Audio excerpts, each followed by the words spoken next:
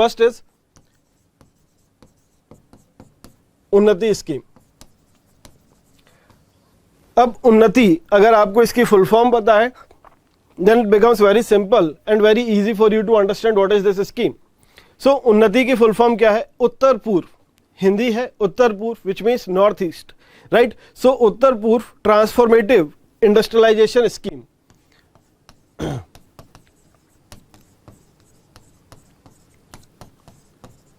Transformative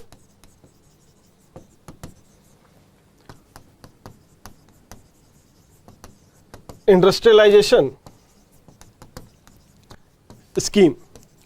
now as you can understand, अगर आप यहां पे नाम देखें सर, नॉर्थ ईस्ट में इंडस्ट्रियलाइजेशन का ट्रांसफॉर्मेशन करना है, इंडस्ट्रियलाइजेशन लेके आना है, right? So it's a central government scheme, right? It is under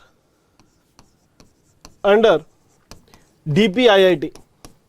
It is under DPIIT, that is Department for Promotion of Industries and Internal Trade, right?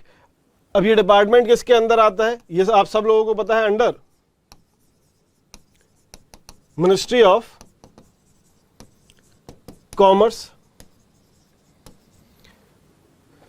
इस scheme के अंदर गवर्नमेंट क्या करने वाली है? Government is basically providing incentives to the industries which are located in the north eastern region. यहां पे दो तरीके के इंसेंटिव दिए जा रहे हैं to those industries which are already set up and they want to expand, and the second one is for the greenfield industries, जो अपनी इंडस्ट्रीज वहां पे सेटअप करना चाहते हैं। सो दोनों तरीके के लोगों को इंसेंटिव्स प्रोवाइड किए जाएंगे इसके अंदर, and in this there will be a lot of subsidies or lot of money which will be given to these people for their expansion and for their establishment of new enterprises, क्योंकि expected है कि इसके अंदर like the target is that government will spend around 10,000 crore rupees. Out of 10,000 crore rupees, 9,700 crore rupees will be in the form of incentives to these industries, and only 300 crore rupees will be for the implementation of this scheme, right? Implementation, awareness, whatever you want to say it, जो भी आपका administrative cost है वो 300 करोड़ रुपए का है। तो अब सोचिए कि सर 300 करोड़ रुपए का है तो कितनी लंबी स्कीम है। So this scheme is for next 10 years. इसे टारगेट दिया गया है कि अगले 10 साल के लिए इस स्कीम को रखा गया है, right? So it is basically March of 2034, and after that अभी जो गवर्नमेंट कमिटमेंट्स करेगी, सपोज मार्च ऑफ 2034 में कुछ कमिटमेंट्स की, सपोज कोई लोन्स दिए और वो लोन्स वापस आएंगे या उन पे सब्सिडी देनी है अगले 8 साल तक। So there is a fixed commitment, 10 years का ये पीरियड है। उसके बाद जो 10 ईयर्स में कमिट किया है उसके लिए 8 ईयर्स का एक्सटेंडेड पीरियड रहने वाला है। तो आप देखें लगभग इस अभी जो हम अभी बात कर रहे हैं इस स्कीम की टोटल लाइफ लाइन जो लाइफ रहने वाली है वो 18 ईयर्स की रहने वाली है, राइट? सो अडल्टहुड तक के लिए इसकी लाइफ रहने वाली है, यहाँ पे आप समझिए।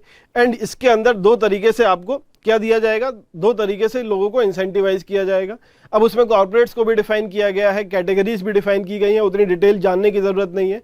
Those corporates which have GST, those corporates which do not have GST, those corporates which are in a zone 1 और those corporates in zone 2। Zone 1 is basically more industrialised area, zone 2 is basically less industrialised area. So जो less industrialised area में अपनी company लगाने की बात कर रहे हैं, इंडस्ट्री लगाने की बात कर रहे हैं, उन्हें ज्यादा इंसेंटिव दिए जा रहे हैं। जो ज्यादा इंडस्ट्रियलाइज्ड एरिया में लगा रहे हैं उन्हें कम इंसेंटिव दिए जा रहे हैं, 30%, 50% and all those things, right? So इसका टेन्योर लिख लेते हैं। Tenure is for 10 years till 2034, additional 8 years for committed liabilities, additional 8 years for committed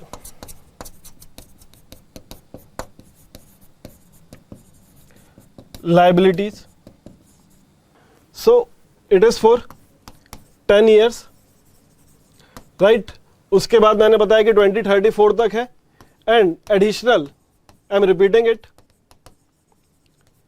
8 years for committed liabilities. यहां तक लिख लिया है।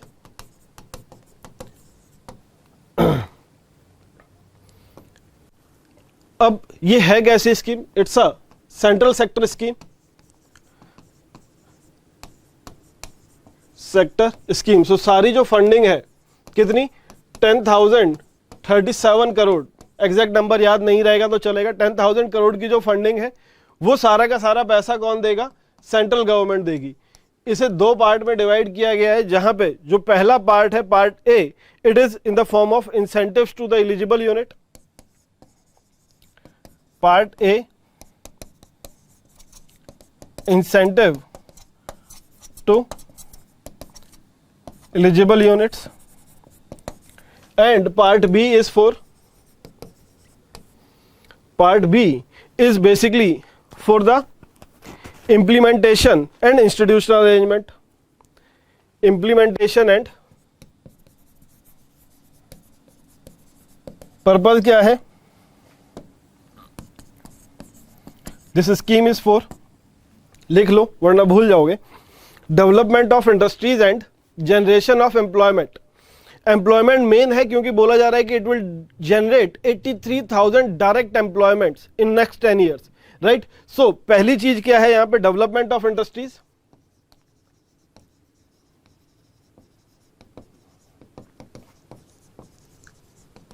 एंड जनरेशन ऑफ एम्प्लॉयमेंट, ये इसका पर्पज है स्कीम का।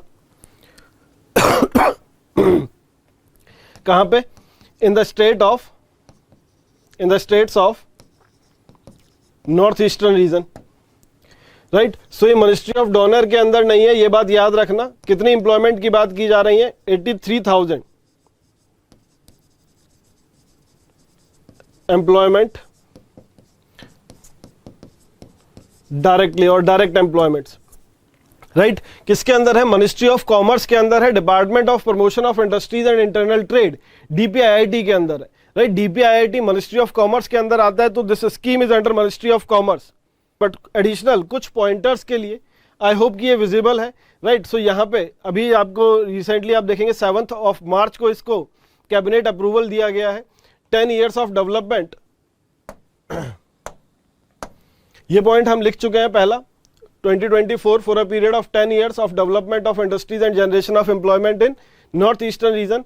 31/3/2034 तक रहेगी ये scheme, along with 8 years of committed liabilities, जो कि मैं आपको अगेन ये भी लिखवा चुका हूं। फाइनेंशियल आउटले क्या है? 10,037 करोड़ का है, ये भी हम लिख चुके हैं, just for quick revision, right. For a date notification 10 years, additional 8 years. Eligible industrial units to commence their production or operation within 4 years from the grant of registration।